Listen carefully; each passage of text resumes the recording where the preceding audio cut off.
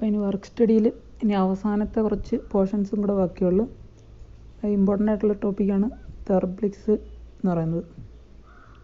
Okay, അപ്പോൾ മൈക്രോമോഷൻ study എന്ന് പറഞ്ഞാൽ മെയിനായിട്ട് അപ്ലൈ ചെയ്യുന്നത് ഷോർട്ടും റിപ്പിറ്റേറ്റീവ് ആയിട്ടുള്ള ചെറിയ മൂവ്മെൻറ്റ്സ് ഉള്ള ആക്ടിവിറ്റീസിനാണ് നമ്മൾ മൈക്രോമോഷൻ സ്റ്റഡി അപ്ലൈ ചെയ്യുന്നത്. ഇപ്പോൾ എക്സാമ്പിൾ പറയുകയാണെങ്കിൽ പാക്കിംഗ് ഓഫ് സ്വീറ്റ്സ് അല്ലെങ്കിൽ നട്ടും ബോളും ടൈറ്റി, അങ്ങനെ ചെറുതും റിപ്പീറ്റേറ്റീവ് ആയിട്ടുള്ള സൈക്കിൾസിൽ നമ്മൾ ഡീറ്റെയിൽഡ് ആയിട്ട് സ്റ്റഡി ചെയ്ത് അതിൻ്റെ അകത്ത് അനാവശ്യമായിട്ടുള്ള മൂവ്മെൻറ്റ്സ് ഒക്കെ ഒഴിവാക്കി ഒരു ബെസ്റ്റ് പാറ്റേൺ ഓഫ് മൂവ്മെൻറ്റ് കണ്ടുപിടിച്ചെടുക്കുന്നതിനാണ് നമ്മൾ മൈക്രോമോഷൻ സ്റ്റഡി എന്ന് പറയുന്നത്. അപ്പോൾ ഇതിനുള്ള ഗുണമെന്ന് പറഞ്ഞു കഴിഞ്ഞാൽ നമ്മുടെ വർക്കറിൻ്റെ ഫാറ്റീഗ് അല്ലെങ്കിൽ വർക്കറിൻ്റെ ക്ഷീണം കുറയ്ക്കാൻ പറ്റും. അതുപോലെ ആക്ടിവിറ്റി കുറച്ചും കൂടെ എഫിഷ്യൻ്റ് ആക്കാൻ പറ്റും. അനാവശ്യമായിട്ടുള്ള മൂവ്മെൻറ്റ്സൊക്കെ ഒഴിവാക്കി ആ എഫേർട്ട്സ് നമുക്ക് സേവ് ചെയ്യാൻ പറ്റും. അപ്പോൾ ഇതൊക്കെയാണ് ഇതിൻ്റെ ഗുണങ്ങൾ എന്ന് പറയുന്നത്. അപ്പം ഈ സ്റ്റഡിയിൽ മെയിനായിട്ട് എംപ്ലോയ് ചെയ്യുന്നൊരു ടെക്നിക്ക് എന്ന് പറയുന്നത് നമ്മൾ മൊത്തം ആക്ടിവിറ്റിയെ ചെറിയ ചെറിയ ആക്ടിവിറ്റീസായിട്ട് ഡിവൈഡ് ചെയ്യുക. ചെറിയ ചെറിയ ആക്ടിവിറ്റീസായിട്ട് ഡിവൈഡ് ചെയ്തിട്ട് ഒരു ചാർട്ട് പ്രിപ്പയർ ചെയ്ത് പിന്നെ അതിൻ്റെ ബേസിസിലാണ് നമ്മൾ അതിനെ ഒപ്റ്റിമൈസ് ചെയ്യുന്നത്. അങ്ങനെ ഡിവൈഡ് ചെയ്ത് ചെറുതാക്കാൻ പറ്റിയ ഏറ്റവും ചെറിയ ഒരു മൂവ്മെൻറ്റിനെയാണ് ഒരു തെർബ്ലിക് എന്ന് പറയുന്നത്. അപ്പോൾ അങ്ങനെ ഈ തെർബ്ലിക് സ്റ്റഡി കണ്ടുപിടിച്ചതെന്ന് പറയുന്നത് ഗിൽബർത്ത് എന്ന് പറയുന്ന ഒരു സയൻറ്റിസ്റ്റാണ്. അയാളുടെ പേര് തിരിച്ചിടുന്നതാണ് ഈ ഓരോ മൂവ്മെൻറ്റ് കൂടെ അതിന് പേര് കൊടുത്തേക്കുന്ന ഇയാളുടെ പേര് തിരിച്ചിട്ടുള്ള ഗിൽബർത്ത് എന്ന് തിരിച്ചിട്ടുള്ള തെർബ്ലിക് എന്ന് വിളിക്കുന്ന ആ ഈ ഓരോ മൂവ്മെൻറ്റും തെർബ്ലിക് എന്നാണ് പേരിട്ടേക്കുന്നത്. അപ്പോൾ അങ്ങനെ 18 തെർബ്ലിക് മൂവ്മെൻറ്റ്സ് ആണ് ക്ലാസിഫൈ ചെയ്ത് കണ്ടുപിടിച്ച് വെച്ചേക്കുന്നത്. നമുക്ക് ഏത് ആക്ടിവിറ്റിയും ഡിവൈഡ് ചെയ്തിട്ട് ഈ 18 മൂവ്മെൻറ്റ്സിന് ഏതെങ്കിലും ഒരു മൂവ്മെൻറ്റൊക്കെ വെച്ച് നമുക്കതിനെ അറേഞ്ച് ചെയ്ത് ഒരു ചാർട്ടൊക്കെ പ്രിപ്പയർ ചെയ്യാം. എന്ന് വെച്ചാൽ ഈ 18 മൂവ്മെൻറ്റാണ് ബേസിക് ആയിട്ടുള്ള മൂവ്മെൻറ്റ്സ്. ഇപ്പോൾ ഈ ചാർട്ടിൽ കാണിച്ചിട്ടുണ്ട് 18 movements: search, find, select, grasp, hold, transport, position, assemble, use, disassemble, inspect, reposition, release, load, transport, empty, reset, unavoidable delay, avoidable delay, plan. അപ്പോൾ ഡീറ്റെയിൽഡ് ആയിട്ട് സ്റ്റഡി ചെയ്ത് ഏറ്റവും ബേസിക്കായിട്ട് 18 എണ്ണമായിട്ട് കുറച്ച് കൊണ്ടുവന്നിരിക്കുന്നതാണ്. ഈ ഓരോന്നിനും ഓരോ കോഡും കളറും ഒക്കെ കൊടുത്തിട്ടുണ്ട്. അതിനകത്ത് നോക്കിക്കഴിഞ്ഞാൽ അറിയാൻ പറ്റും ഓരോന്നിനുള്ള കോഡ്, അതിൽ ഓരോന്നിനുള്ള കളറ്, സിമ്പല്, എന്താണ് ആക്ടിവിറ്റി എന്നുള്ള എക്സ്പ്ലനേഷനും കൊടുത്തിട്ടുണ്ട്. സെർച്ച് എന്ന് വെച്ചാൽ നമ്മൾ ഒരു ഒബ്ജക്റ്റിനെ ഫൈൻഡ് ചെയ്യുന്നതാണല്ലോ സെർച്ച് എന്ന് പറയുന്നത്. സെർച്ച് എന്ന് വെച്ചാൽ അറ്റംപ്റ്റിംഗ് ടു ഫൈൻഡ് ആണെങ്കിൽ mental reaction to the end of the search. അപ്പം അങ്ങനെ ആ സെർച്ചും ഫൈൻഡും തമ്മിലുള്ള ചെറിയ മൈന്യൂട്ട് ഡിഫറൻസ് പോലും അങ്ങനെ സെപ്പറേറ്റ് ചെയ്ത് വെച്ചിട്ടുണ്ട്. അപ്പം അങ്ങനെ 18 എണ്ണമാണ് ഈ കാണിച്ചേക്കുന്നത്. ഇതിനെയാണ് തെർബ്ലിക്സ് എന്ന് പറയുന്നത്. അപ്പോൾ ഈ തെർബ്ലിക് സിമ്പിൾസും കോഡും കളറൊക്കെ വെച്ചിട്ട് നമുക്ക് എന്തെങ്കിലും ഒരു ആക്ടിവിറ്റി സ്പ്ലിറ്റപ്പ് ചെയ്തിട്ട് അതിന് ഈ തെർബ്ലിക്സിൻ്റെ രീതിയിൽ തെർബ്ലിക് മൂവ്മെൻറ്റ് വെച്ചിട്ട് സെർച്ച് എന്ന് പറയുന്ന ഒരു ആക്ടിവിറ്റി നമ്മുടെ ടോട്ടൽ ആക്ടിവിറ്റിയിൽ ഏതെങ്കിലും പോർഷനിൽ സെർച്ച് വരുവാണെങ്കിൽ അതിൻ്റെ സിമ്പലോ അല്ലെങ്കിൽ അതിൻ്റെ കോഡോ പ്ലേസ് ചെയ്യും. അങ്ങനെ നമ്മൾ ഈ സിമ്പിൾസ് വെച്ചിട്ട് മൊത്തം ആക്ടിവിറ്റിയെ ഈ സിമ്പിൾസിൻ്റെ രൂപത്തിലോട്ട് ഒരു ചാർട്ടായിട്ട് നമുക്ക് പ്രിപ്പയർ ചെയ്തെടുക്കാൻ പറ്റും. അപ്പോൾ എങ്ങനെയാണ് ഈ മൈക്രോമോഷൻ സ്റ്റഡി നമ്മൾ ചെയ്യുന്നത് എന്ന് പറഞ്ഞു കഴിഞ്ഞാൽ നമുക്ക് സ്റ്റെപ്സ് ആയിട്ട് പറഞ്ഞു കഴിഞ്ഞാൽ ആദ്യത്തെ സ്റ്റെപ്പ് എന്ന് പറയുന്നത് ഒരു മൂവി ക്യാമറ അല്ലെങ്കിൽ ഒരു മോഷൻ ക്യാമറ വെച്ചിട്ട് നമ്മൾ ആക്ടിവിറ്റി ഫുള്ളായിട്ട് റെക്കോർഡ് ചെയ്യുന്നു. പിന്നെ അതിൻ്റെ ഫ്രെയിം ബൈ ഫ്രെയിം ആയിട്ട് അനലൈസ് ചെയ്ത് എന്ത് ചെയ്യും, അതിൻ്റെ അകത്തുള്ള തെർബ്ലിക്സ് ഏതൊക്കെയാണ് അതിൻ്റെ അകത്ത് വരുന്നതെന്ന് കണ്ടുപിടിക്കും. എന്നിട്ട് നമ്മൾ ഒരു ഗ്രാഫിക് റെപ്രസെൻറ്റേഷൻ എന്ന് വെച്ച് കഴിഞ്ഞാൽ ഈ ഓരോ മൂവ്മെൻറ്റിന് പകരം തെർബ്ലിക് സിമ്പിൾസോ അല്ലെങ്കിൽ തെർബ്ലിക് സിമ്പിൾസ് ഉപയോഗിച്ചിട്ട് നമ്മൾ അതിനെ ഒരു ചാർട്ട് പോലെ പ്രിപ്പയർ ചെയ്തെടുക്കും ആ വർക്ക് സൈക്കിളിന്. അതിൻ്റെ ഒരു എക്സാമ്പിളാണ് സിമോ ചാർട്ട് എന്ന് പറയുന്നത്. അപ്പോൾ ഇങ്ങനെയാണ് ഒരു മൈക്രോമോഷൻ സ്റ്റഡിയിൽ നമ്മൾ എംപ്ലോയ് ചെയ്യുന്നത്. ഇപ്പോൾ അടുത്തത് work of Frank and Lillian ഗിൽബർത്ത്. അപ്പോൾ ഇങ്ങനെ ഒരു സെൻറ്റൻസ് തന്നെ നിങ്ങളുടെ സിലബസിൽ കൊടുത്തിട്ടുണ്ട്. അപ്പോൾ ഫ്രാങ്ക് ആൻഡ് ലില്ലിയൻ ഗിൽബർത്ത് എന്ന് വെച്ചാൽ ഹസ്ബൻഡ് ആൻഡ് വൈഫാണ്. അപ്പോൾ അവരാണ് ഈ തെർബ്ലിക്സ് അല്ലെങ്കിൽ ഈ മൈക്രോമോഷൻ സ്റ്റഡി നല്ല ഡീറ്റെയിൽഡ് ആയിട്ട് പഠിച്ച് ഒരു സ്റ്റഡിയായിട്ട് ഡെവലപ്പ് ചെയ്തെടുത്തത്. അപ്പോൾ ഗിൽബർത്ത് തിയറി അനുസരിച്ച് എന്ന് പറയുന്നത് ഏതൊരു ആക്ടിവിറ്റി അല്ലെങ്കിൽ ഏതെങ്കിലും ഒരു ടാസ്ക് ചെയ്യാൻ ഒരു ബെസ്റ്റ് വേ ഉണ്ടായിരിക്കും. അപ്പോൾ ആ ഒരു ബെസ്റ്റ് വേ നമ്മൾ കണ്ടുപിടിക്കണം. അപ്പോൾ ഏതൊരു ആക്ടിവിറ്റി ചെയ്യാൻ ഒരു ബെസ്റ്റ് വേ ഉണ്ടായിരിക്കും. അന്ന് അവർ ചെയ്തതെന്ന് പറയുന്നത് അന്നത്തെ ലേറ്റസ്റ്റ് ടെക്നോളജി എന്ന് പറഞ്ഞാൽ ഈ മൂവി ക്യാമറയൊക്കെയാണ്. അപ്പോൾ ആ മോഷൻ ക്യാമറ വെച്ചിട്ട് അല്ലെങ്കിൽ ഫിലിം വെച്ചിട്ട് നമ്മൾ ആക്ടിവിറ്റി മൊത്തം റെക്കോർഡ് ചെയ്ത് അതിനെ തെർബ്ലിക്സ് അല്ലെങ്കിൽ ഈ മൈക്രോ മോഷൻസ് ആയിട്ട് ബ്രേക്കപ്പ് ചെയ്ത് ഒരു ചാർട്ട് പോലെ പ്രിപ്പയർ ചെയ്ത്, അപ്പോൾ അതിനെ ഒബ്സർവ് ചെയ്തിട്ട് നമ്പർ ഓഫ് തെർബ്ലിക്സിൻ്റെ എണ്ണം കുറച്ച് കൊണ്ടുവരികയാണെങ്കിൽ അല്ലെങ്കിൽ നമ്പർ ഓഫ് മൂവ്മെൻറ്റ്സ് കുറച്ചാൽ ഓട്ടോമാറ്റിക്കായിട്ട് അത്രയും കുറച്ച് എഫേർട്ട് ഇട്ടാൽ മതിയല്ലോ. അങ്ങനെ നമുക്ക് എഫിഷ്യൻസി കൂട്ടാം എന്നാണ് ഗൽബർത്തിൻ്റെ സ്റ്റഡിയിൽ പറയുന്നത്. അപ്പോൾ ഇതിനു വേണ്ടി അവർ ഡെവലപ്പ് ചെയ്തൊരു മെത്തേഡ് തന്നെയാണ് മോഷൻ സ്റ്റഡി എന്ന് പറയുന്നത്. എന്ന് വെച്ച് കഴിഞ്ഞാൽ മൂവ്മെൻറ്റ്സിനെയൊക്കെ നല്ല കെയർഫുള്ളായിട്ട് അനലൈസ് ചെയ്ത് പല പല പ്രൊസീജിയേഴ്സ് അല്ലെങ്കിൽ സിസ്റ്റമാറ്റിക് അനാലിസിസൊക്കെ ചെയ്ത് ഇംപ്രൂവ്ഡ് വർക്ക് മെത്തേഡ്സ് കണ്ടുപിടിക്കുന്ന ആ ഒരു രീതിയാണ് ആ ഒരു സ്റ്റഡിയാണ് മോഷൻ സ്റ്റഡി എന്ന് പറയുന്നത്. അപ്പം മൂവ്മെൻറ്റ്സിന് നല്ല ഡീറ്റെയിൽഡായിട്ട് അനലൈസ് ചെയ്ത് സ്റ്റഡി ചെയ്യുന്ന ഒരു ശാഖയാണിത്. അപ്പോൾ അങ്ങനെ ഒരു മോഷൻ സ്റ്റഡി തന്നെ ഒരു ഡീറ്റെയിൽഡായിട്ട് ഡെവലപ്പ് ചെയ്യാൻ തുടങ്ങി. അപ്പോൾ ഈ മോഷൻ ആൻഡ് ടൈം അനാലിസിസ് വെച്ചിട്ട് വർക്കിലോട്ട് മോഷൻ ആൻഡ് ടൈം അനാലിസിസ് കൂടുതലായിട്ട് അപ്ലൈ ചെയ്ത് ബെസ്റ്റ് മെത്തേഡ് അല്ലെങ്കിൽ best way of doing A work എങ്ങനെയൊക്കെ ചെയ്യാമെന്നുള്ളവർ കൂടുതലായിട്ട് അനലൈസ് ചെയ്ത് അങ്ങനെ ആക്ടിവിറ്റീസിനെ കുറച്ചും കൂടെ ഒപ്റ്റിമൈസ് ചെയ്ത് ആക്ടിവിറ്റീസിനൊക്കെ മാനേജ് ചെയ്യാനും കൺട്രോൾ ചെയ്യാനും തുടങ്ങി. അപ്പോൾ ഈ മെത്തേഡ് എന്ന് പറയുന്നത് ഇൻഡസ്ട്രീസിൽ മാത്രമല്ല, അല്ലെങ്കിൽ അങ്ങനത്തെ ഏരിയ മാത്രമല്ല, hospitals, stores, house work, banks, cafeteria, അങ്ങനെ വൈഡായിട്ടുള്ള വർക്ക്, ലൈബ്രറീസ്, മ്യൂസിക്, അങ്ങനെ എല്ലാ ഏരിയാസിലും എഫക്റ്റീവായിട്ട് അപ്ലൈ ചെയ്യാവുന്ന ഒരു മെത്തേഡായിട്ട് ഇത് ഡെവലപ്പ് ആയി വന്നു. അപ്പോൾ എഫിഷ്യൻസി മാത്രമല്ല ഇവരുടെ സ്റ്റഡിയുടെ എയിം എന്ന് പറയുന്നത്. ഒന്നെന്ന് പറയുന്നത് ഒരു ബേസിക് സ്കിൽസ് ഡെവലപ്പ് ചെയ്തെടുക്കുക. അപ്പോൾ ഏതെങ്കിലും വർക്ക് ചെയ്യാനുള്ള സ്കിൽസ് ഒരു ബെസ്റ്റ് വേ കണ്ടുപിടിച്ച് കഴിഞ്ഞാൽ അതായിട്ട് ഏറ്റവും ചേർന്ന് നിൽക്കുന്ന സ്കിൽസ് നമുക്ക് ഡെവലപ്പ് ചെയ്തെടുക്കാൻ പറ്റുമല്ലേ. അങ്ങനെ നമുക്ക് കറക്റ്റായിട്ടുള്ള ട്രെയിനിങ് കൊടുക്കാൻ പറ്റും. അപ്പോൾ അതുപോലെ തന്നെ ഡിസ്കംഫർട്ട്, ഇപ്പോൾ നമ്മൾ നല്ല പ്രോപ്പറായിട്ട് രീതിയിൽ എല്ലാവരും വർക്ക് ചെയ്യുന്നുണ്ടെന്നുണ്ടെങ്കിൽ നമ്മൾ ജോയിൻസിനോ ടിഷ്യൂസിനോ ഒക്കെ ഡിസ്കംഫർട്ട് ഫീൽ ചെയ്യാൻ ഇതുണ്ടാവും. ആ ഡിസ്കംഫർട്ട് ഒഴിവാക്കി ഏത് മെത്തേഡാണ് നമ്മുടെ ബോഡി മൂവ്മെൻറ്റ്സായിട്ട് യോജിച്ച് പോകുന്നത് അങ്ങനെ ഡിസ്കംഫർട്ട് ഒഴിവാക്കാനുള്ള ഒരു കാര്യം കൂടെ ചെയ്യുന്നുണ്ട്. അതുപോലെ അത്ലീറ്റ്സിൻ്റെ കാര്യത്തിലാണെങ്കിൽ അവർക്ക് മാക്സിമം ഫാസ്റ്റർ സ്പീഡ്, അതുപോലെ മോർ എൻട്രൻസ്, കൂടുതൽ റെസിസ്റ്റ് ചെയ്യാനുള്ള കപ്പാസിറ്റി, അല്ലെങ്കിൽ കൂടുതൽ ലോഡ്, കൂടുതൽ ഫോഴ്സ്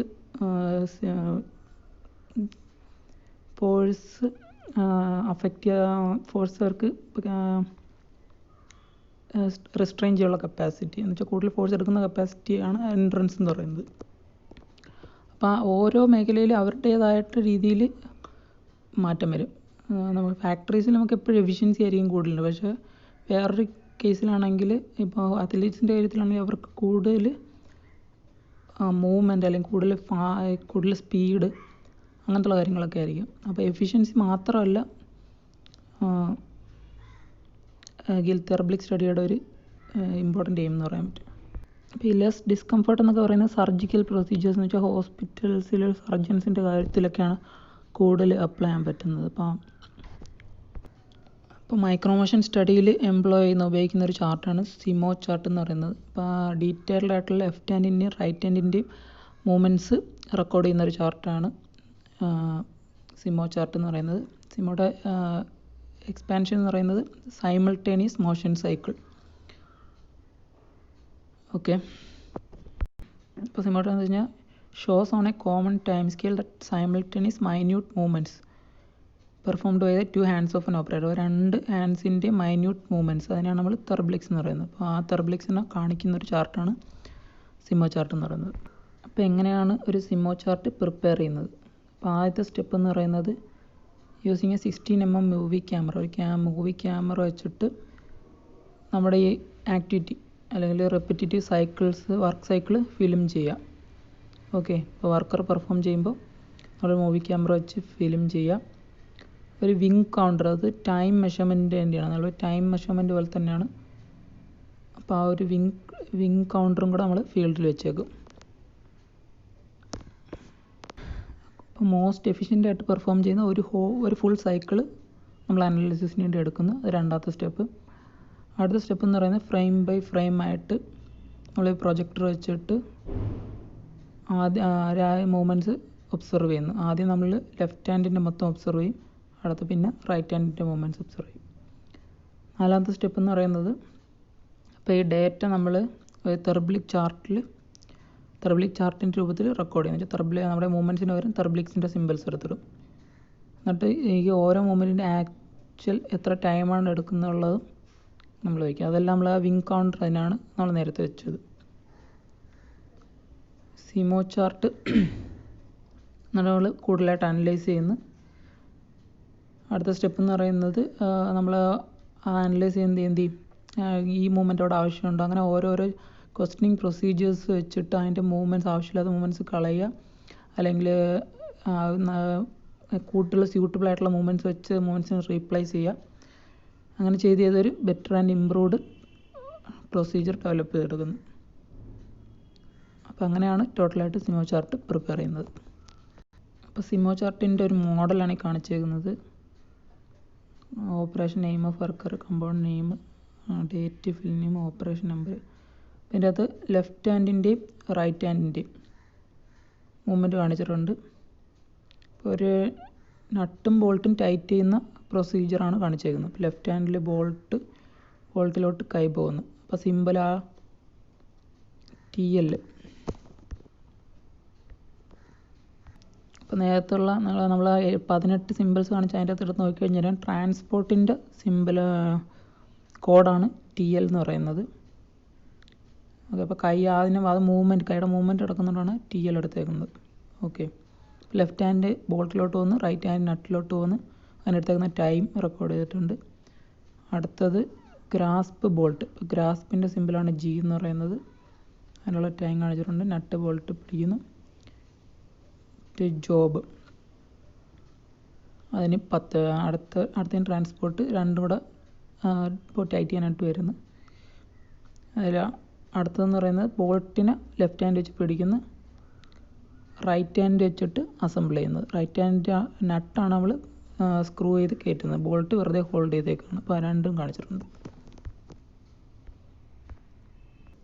അടുത്ത പ്രിൻസിപ്പിൾസ് ഓഫ് മോഷൻ എക്കണോമി. നമ്മളിപ്പോൾ മൈക്രോ മോഷൻ സ്റ്റഡിയിൽ നമ്മൾ പറഞ്ഞ മോഷൻസിനെയൊക്കെ കെയർഫുള്ളായിട്ട് അനലൈസ് ചെയ്ത് ആവശ്യമില്ലാത്ത മൂവ്മെൻറ്റ്സിനെ കളയുന്ന അല്ലെങ്കിൽ മൂവ്മെൻറ്റ്സിനെ റീപ്ലേസ് ചെയ്യുന്നതെന്നൊക്കെ പറഞ്ഞു. അപ്പോൾ അതായത് എന്തതിൻ്റെ ബേസിസിലാണ് നമ്മളിത് ചെയ്യുന്നത്. അപ്പോൾ ഈ മോഷൻ എക്കണോമി അല്ലെങ്കിൽ മോഷൻ സ്റ്റഡിയുടെ ബേസിസിലാണ് നമ്മൾ എന്തൊക്കെ ശ്രദ്ധിച്ചാണ് എന്തിൻ്റെ ബേസിസിലാണ് നമ്മൾ കാര്യങ്ങളൊക്കെ അറേഞ്ച് ചെയ്യേണ്ടത് അല്ലെങ്കിൽ മാറ്റേണ്ടതെന്നൊക്കെ തീരുമാനിക്കുന്നത്. അപ്പോൾ ഈ പ്രിൻസിപ്പിൾസ് ഓഫ് മോഷൻ എക്കണോമി വെച്ചിട്ട് വേണം നമ്മൾ ആ മൂവ്മെൻറ്റ്സിനെ കറക്റ്റായിട്ട് അറേഞ്ച് ചെയ്തൊരു ബെറ്റർ മെത്തേഡ് ഉണ്ടാക്കിയെടുക്കാൻ. അപ്പോൾ 3 ക്ലാസിഫിക്കേഷൻ ഉണ്ട്. Principles related to use of human ബോഡിയായിട്ട് ബന്ധപ്പെട്ട്, അതുപോലെ വർക്ക് പ്ലേസ് അറേഞ്ച്മെൻറ്റ്സുമായിട്ട് ബന്ധപ്പെട്ട്, പിന്നെ അടുത്ത് design of tools and equipments. അപ്പോൾ ആദ്യത്തേതെന്ന് പറഞ്ഞാൽ rules or principles related to use of human body. The 2 hands should begin as well as complete their motions at the same time. അപ്പോൾ 2 ഹാൻഡ്സും സെയിം ടൈമിൽ finish ചെയ്യുന്ന രീതിയിൽ മൂവ്മെൻറ്റ്സ് തരണം. അപ്പോൾ നട്ടും ബോൾട്ട് കൊടുക്കുകയാണെങ്കിൽ ബോൾട്ട് വരുന്ന അതേ സമയം തന്നെ നട്ടും കൊണ്ടുവരും, അല്ലെങ്കിൽ ആദ്യം നട്ട് കൊണ്ടുവന്നിട്ട് പിന്നെ ബോൾട്ട് കൊണ്ടുവന്ന് വെച്ചാൽ അപ്പോൾ എന്താണ് കുറച്ച് ടൈം ഗ്യാപ്പ് വരുന്നുണ്ടല്ലോ. അപ്പോൾ ഒരേ രീതിയിൽ രണ്ട് ഹാൻഡ്സും മൂവ് ചെയ്യാൻ ആയിട്ട് പറയുന്നതാണ് ഈ പ്രിൻസിപ്പിൾ പറയുന്നത്. The 2 hands should not be idle at the same time except during rest period. 2 ഹാൻഡ്സും idle എന്ന് വെച്ചാൽ ഒന്നും ചെയ്യാതിരിക്കുക, അങ്ങനെ ഒന്നും ചെയ്യാതിരിക്കുന്ന അവസ്ഥ വരരുത് എന്നുള്ളതാണ് ഒരു principle. Motion of the arms should be made in opposite and symmetrical directions and should be made simultaneously. അപ്പോൾ എപ്പോഴും ഹാൻഡ്സ് ഓപ്പോസിറ്റ് ഡയറക്ഷനിൽ രണ്ടും ഓപ്പോസിറ്റ് ഡയറക്ഷനിലും അതുപോലെ സിമെട്രിക്കൽ ഡയറക്ഷൻസിലും ആവണം, അതുപോലെ സൈമിൾട്ടേനിയസും ആയിരിക്കണം. അടുത്ത hand motions should be confined to the lowest classifications with which it is possible to perform the work satisfactorily. അപ്പോൾ ഏറ്റവും സിമ്പിളായിട്ടുള്ള മൂവ്മെൻ്റ് ആയിരിക്കണം. എന്ന് വെച്ചാൽ ഇപ്പോൾ ഒരു ബോൾട്ട് നമുക്ക് അടുത്തോട്ട് കൊണ്ടുവരാൻ നമുക്ക് കറങ്ങി തിരിച്ചും എല്ലാം കൊണ്ടുവരാമല്ലേ. ഏറ്റവും സിമ്പിൾ എന്ന് പറഞ്ഞാൽ എന്താണ്, നേരെ കുറച്ച് ഡിസ്റ്റൻസ് എടുക്കുന്ന രീതിയിൽ കൊണ്ടുവരിക എന്നുള്ളത്. അപ്പോൾ അങ്ങനെ ഏറ്റവും ബേസിക് ആയിട്ടുള്ള ക്ലാസിഫിക്കേഷനിലോട്ട് ബേസിക് ആയിട്ടുള്ള മൂവ്മെൻറ്റ് മെത്തേഡിലോട്ട് എടുക്കണം. അടുത്ത momentum should be employed to assist the worker where or possible and it should be reduced to minimum if it must be overcome by muscular effort. Momentum എന്ന് വെച്ചാൽ എന്താണ്, നമ്മൾ എടുക്കുന്ന ആ ഒരു ഫോഴ്സിൽ തന്നെ. ഇപ്പോൾ നമ്മൾ ഒരു കട്ടയൊക്കെ ചുമക്കുന്ന ആൾക്കാരെന്നൊക്കെ അറിയാം, കട്ട എടുക്കുന്ന ആ ഫോഴ്സിൽ തന്നെ ഒരു അടുത്തിലോട്ട് ട്രാൻസ്ഫർ ചെയ്യുമല്ലേ. അപ്പോൾ ആ മൊമെൻറ്റം ഒക്കെ ട്രാൻസ്ഫർ ചെയ്യും. നമ്മൾ പതുക്കനെ എടുത്ത് കൊണ്ടുപോകണമെങ്കിൽ ആ വെയിറ്റ് എല്ലാം നമ്മുടെ കയ്യിൽ വന്നുകൊണ്ടിരിക്കും. ആ ഒരു മൊമെൻറ്റത്തിൽ എടുക്കുകയാണെങ്കിൽ കുറച്ചും കൂടെ എഫേർട്ട് കുറവായിരിക്കും. അതാണ് ഉദ്ദേശിക്കുന്നത്.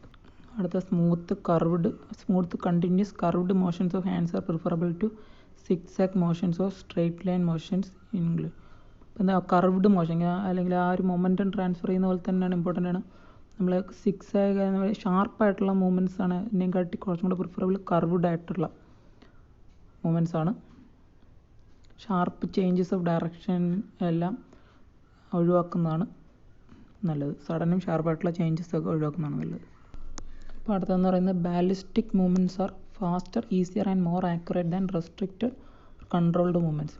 ബാലിസ്റ്റിക് മൂവ്മെൻറ്റ്സ് എന്ന് പറയുന്നത് മാക്സിമം വെലോസിറ്റിയിൽ അല്ലെങ്കിൽ മാക്സിമം സ്പീഡിൽ ചെയ്യുന്ന മൂവ്മെൻറ്റ്സിനെയാണ് നമ്മൾ ബാലിസ്റ്റിക് മൂവ്മെൻറ്റ്സ്. അപ്പോൾ അങ്ങനെ നമ്മൾ കൺട്രോൾഡ് ആയിട്ട് അല്ലെങ്കിൽ സ്ലോ ആയിട്ട് ചെയ്യുന്നതിനേയും കാട്ടി കുറച്ചുകൂടെ സ്പീഡായിട്ട് ചെയ്യുന്ന മൂവ്മെൻറ്റ്സിനാണ് കൂടുതൽ ഫാസ്റ്ററും ഈസിയറും ആക്യുറേറ്റും ആണ് പറയുന്നത്. Rhythm is essential for the smooth and automatic performance of an operation and work should be arranged to permit an easy and natural rhythm wherever possible. ഇത് നമ്മൾ വായിച്ച് തന്നെ അറിയാം. rhythm നമ്മളത് താളത്തിൽ ഇപ്പോൾ ജോലിക്കാരൊക്കെ ചെയ്യുന്ന കണ്ടു കഴിഞ്ഞാൽ അറിയാം. ഒരു താളത്തിൽ ചെയ്യുമ്പോൾ അവർക്ക് ഈസി ആയിട്ട് ചെയ്യാൻ പറ്റും. അപ്പോൾ ആ ഒരു രീതിയിൽ ചെയ്യാമെന്നാണ് ഉദ്ദേശിക്കുന്നത്. അടുത്തെന്ന് പറയുന്നത് related to arrangement of work place. ഒന്നാമത്തെ പോയിന്റ് എന്ന് പറയുന്നത് there should be a definite and fixed place for all tools and material. എല്ലാ ടൂൾസിനും മെറ്റീരിയൽസിനും ഒരു ഫിക്സ്ഡ് പ്ലേസ് ഉണ്ടായിരിക്കണം. വെച്ചാൽ അലക്ഷ്യമായിട്ട് ഇങ്ങനെ ഇടാതെ എല്ലാ ടൂൾസിനും മെറ്റീരിയൽസിനും ഒരു ഫിക്സ്ഡ് ആയിട്ട് ഒരു പ്ലേസ് ഉണ്ടായിരിക്കണം. Tools, materials and control should be located close in and directly in front of the operator. ഇപ്പം എല്ലാം ഓപ്പറേറ്ററിൻ്റെ തൊട്ട് ഫ്രണ്ടിൽ തന്നെ ലൊക്കേറ്റ് ചെയ്യുന്നതാണ്, അല്ലെങ്കിൽ ഏറ്റവും അടുത്ത് ലൊക്കേറ്റ് ചെയ്യുന്ന രീതിയിലായിരിക്കണം വെക്കേണ്ടത്. ഇപ്പോൾ gravity feed bins and containers should be used to deliver materials close to the point of use.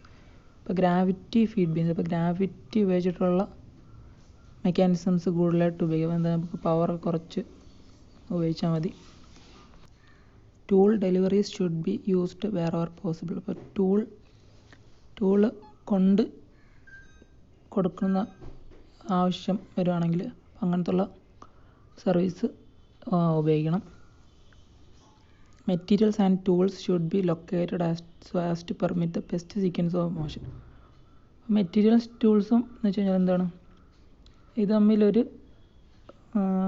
Zinc വരുന്ന രീതിയിലാണ്. എന്ന് വെച്ച് കഴിഞ്ഞാൽ ഇപ്പോൾ ടൂൾസ് കൊണ്ടുവരുമ്പോഴേക്കും മെറ്റീരിയൽ അവിടെ കാണത്തില്ല, അല്ലെങ്കിൽ ആ ഒരു രീതിയിലോട്ട് ടോട്ടലായിട്ടൊരു സിങ്ക് ചെയ്ത് വർക്ക് ചെയ്യുന്ന രീതിയിലായിട്ടായിരിക്കണം നമ്മൾ ഇതിൻ്റെ അറേഞ്ച്മെൻറ്റ്, എവിടെയാണ് ഇതിൻ്റെ പൊസിഷൻ. അപ്പോൾ നമ്മൾ പ്രോപ്പർ പൊസിഷനിൽ വയ്ക്കുകയാണെങ്കിൽ എന്ത് പറ്റും, നമുക്ക് അതെടുക്കുമ്പോൾ തന്നെ മെറ്റീരിയൽസ് ടൂൾസ് നമുക്ക് ഒരുമിച്ചെടുത്ത് ഈസി ആയിട്ട് വർക്ക് ചെയ്യാൻ പറ്റുന്ന രീതിയിൽ, സിങ്ക് ചെയ്യാൻ പറ്റുന്ന രീതിയിൽ, ഒരു ഫ്ലോയിൽ കാര്യങ്ങൾ ചെയ്യാൻ പറ്റുന്ന രീതിയിലായിരിക്കണം മെറ്റീരിയൽസും ടൂൾസും ഒക്കെ അറേഞ്ച് ചെയ്ത് വയ്ക്കേണ്ടുള്ളത്. അടുത്തത് provision should be made for adequate conditions of seeing. Good elimination is the first requirement of satisfy. എന്ന് വെച്ചാൽ ഗുഡ് ലൈറ്റിംഗ് വേണമെന്നാണ് ഉദ്ദേശിക്കുന്നത്. വെച്ചാൽ നല്ല നമ്മൾ ടൂൾസും മെറ്റീരിയൽസും ഒക്കെ കാണാൻ പറ്റണം. അപ്പോൾ നല്ല വെട്ടം വരുന്ന രീതിയിലായിരിക്കണം എല്ലാം അറേഞ്ച്മെൻറ്റ്.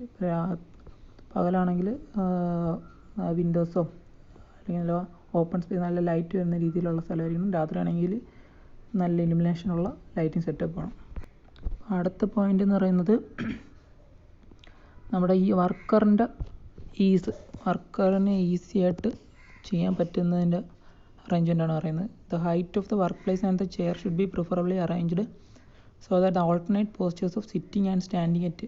അപ്പോൾ ഇരുന്നുകൊണ്ട് എഴുന്നേറ്റും ചെയ്യാൻ പറ്റുന്ന പോസ്റ്ററിലായിരിക്കണം വർക്ക് പ്ലേസിൻ്റെ ഹൈറ്റ്. അതുപോലെ ചെയറിൻ്റെ പൊസിഷനൊക്കെ ഇപ്പോൾ ചെയറിൻ്റെ ഹൈറ്റ് എന്ന് പറയുന്നത് എണീക്കുമ്പോഴും ഇരിക്കുമ്പോഴും ഡിസ്കംഫർട്ട് ഫീൽ ചെയ്യാൻ പാടില്ലാത്ത രീതിയിലിരിക്കണം ആ ചെയറിൻ്റെ പൊക്കോ എന്നൊക്കെ പറയുന്നത്. അടുത്തെന്ന് പറയുന്നത് principles related to design of tools and equipment. Tools and എക്യുപ്മെൻറ്റുമായിട്ട് ബന്ധപ്പെട്ട് അപ്പോൾ ആദ്യത്തെ പോയിന്റ് എന്ന് പറയുന്നത് hand should be relieved of all work that can be done more advantageously by a jig fixture or a foot operate device. അപ്പം ഏതെങ്കിലും devices ജിഗ്സോ fixtures ഏതെങ്കിലും ഡിവൈസസ് വെച്ച് ഉപയോഗിക്കാവുന്നതെല്ലാം മാക്സിമം ഡിവൈസ് വെച്ച് ചെയ്യുക. ഹാൻഡ് അല്ലാതെ ഡിവൈസ് വെച്ചിട്ടാണ് ചെയ്യാൻ പറ്റുന്ന അങ്ങനത്തെ ആക്ടിവിറ്റീസ് ഉറപ്പായിട്ടും ഡിവൈസ് വെച്ച് ചെയ്യുക. 2 or more tools should be combined where are possible. എവിടെയൊക്കെ നമുക്ക് ഒന്നിൽ കൂടുതൽ ഒരു മൾട്ടിപർപ്പസ് ആക്കാൻ പറ്റും ടൂൾസിന്, അതൊക്കെ അങ്ങനത്തെ കേസിൽ അതെല്ലാം അങ്ങനത്തെ രീതിയിലാക്കുന്നതാണ് നല്ലത്. അടുത്ത tools and materials should be pre positioned wherever possible. അപ്പം നമുക്ക് വർക്ക് ചെയ്യുന്നതിന് തൊട്ട് മുമ്പ് നമ്മളെ സാധനങ്ങളെല്ലാം നമുക്ക് ആവശ്യത്തിന് വേണമല്ലേ. അപ്പോൾ ആ രീതിയിൽ പ്രീ പൊസിഷൻ ചെയ്ത് വയ്ക്കുന്നതാണ് എപ്പോഴും നല്ലത്. നമ്മൾ ഹാൻഡ്സിൻ്റെ കാര്യം എടുക്കുകയാണെങ്കിൽ നമ്മൾ ടൈപ്പ് റൈറ്റിങ്ങിൽ ഓരോ ലെറ്ററിനും ഓരോ ഫിംഗർ ആയിരിക്കുമല്ലോ വരുന്നത്. അപ്പോൾ ആ രീതിയിൽ ആ ലോഡ് ഡിസ്ട്രിബ്യൂട്ട് ചെയ്ത് പോയേക്കുവാണ്. അപ്പോൾ അങ്ങനത്തെ രീതിയിൽ വർക്കിലും ആ ഒരു ഡിസ്ട്രിബ്യൂഷൻ ടോട്ടലായിട്ട് നമ്മുടെ ഫിംഗേഴ്സിൻ്റെ കപ്പാസിറ്റി അനുസരിച്ച് ഫിംഗേഴ്സ് എന്തൊക്കെ ചെയ്യുമ്പോൾ തമ്പിന് കൂടുതലായിട്ട് ചെയ്യാൻ പറ്റില്ല. ഇൻഡെക്സ് ഫിംഗർ ഫിംഗറും കൂടെ കമ്പൈൻ ചെയ്ത് കഴിഞ്ഞാൽ കുറച്ചും കൂടെ എഫക്റ്റീവ് ആണല്ലോ. അപ്പോൾ ആ ഓരോ ഫിംഗറിൻ്റെ കപ്പാസിറ്റി അനുസരിച്ച് ആ ലോഡ് ഡിസ്ട്രിബ്യൂട്ട് ചെയ്ത് കൊടുക്കുക. ഇത് ഹാൻഡ്സിൻ്റെ അല്ല ടൂൾസിൻ്റെ കേസാണ് പറയുന്നത്. ടൂൾ ആ രീതിയിൽ അറേഞ്ച് ചെയ്യണമെന്നാണ് ഉദ്ദേശിക്കുന്നത്. അപ്പോൾ അതുപോലെ തന്നെ നമ്മുടെ ക്രാങ്കിൻ്റെയും ലാർജ് സ്ക്രൂ ഡ്രൈവറിൻ്റെയൊക്കെ ഹാൻഡിൽ നമ്മുടെ കൈപ്പത്തി നല്ല രീതിയിൽ ആ കൈപ്പത്തിയുടെ സർഫസ് നല്ല കോണ്ടാക്റ്റ് വരുമ്പോൾ നല്ല കോണ്ടാക്റ്റ് എന്ന് പറ്റും നമുക്ക് അത്രയ്ക്കും വേണ്ടി നമുക്ക് പിടിക്കാൻ ഒരു ഗ്രിപ്പ് കിട്ടുമല്ലോ, നമുക്ക് നല്ല പിടിക്കാൻ പറ്റും.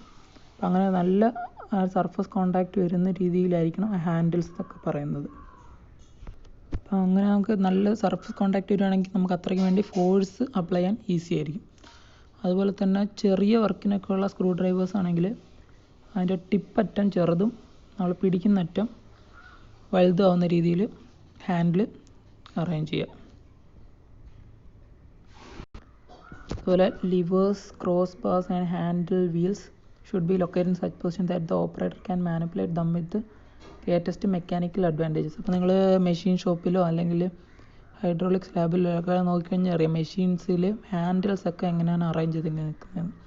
റൗണ്ട് ഹാൻഡിൽ പമ്പിൻ്റെ ഒക്കെ അല്ലെങ്കിൽ ഡെലിവറി വാൽവ് ഓപ്പൺ ചെയ്യാനുള്ള ഹാൻഡിൽ ഒക്കെ അറേഞ്ച് ചെയ്ത് നിൽക്കുന്നത് നമ്മുടെ ഹൈറ്റിൻ്റെ ഏകദേശം നമ്മുടെ ഹൈറ്റിൻ്റെ ആ ഒരു സിമിലർ ലൈനിലായിരിക്കും അല്ലേ.